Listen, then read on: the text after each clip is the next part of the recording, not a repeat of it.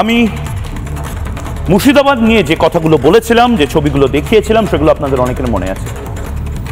এর জন্য রিপাবলিক বাংলাকে অনেকে আক্রমণ করেছে, অনেকে সমালোচনা করেছে, আমাকে অনেকে আক্রমণ করেছে, আমাকে অনেকে সমালোচনা করেছে, আমাকে অনেকে বলেছে আমি মিথ্যা খবর দেখাচ্ছি।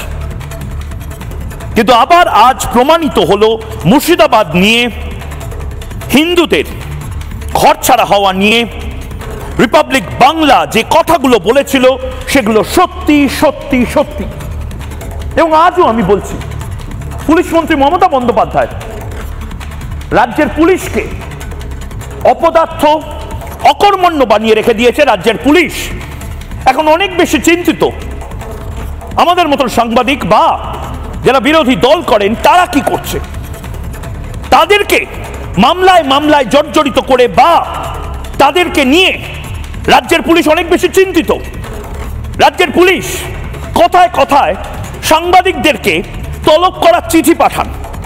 রাজ্য পুলিশ কথায় কথায় মিথ্যে মামলা দিতে পারেন।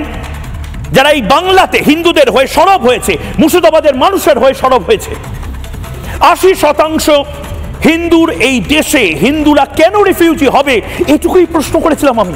আমি কি দোষ করেছিলাম যার জন্য বারবার আমাকে সমালোচিত হতে হয়েছে?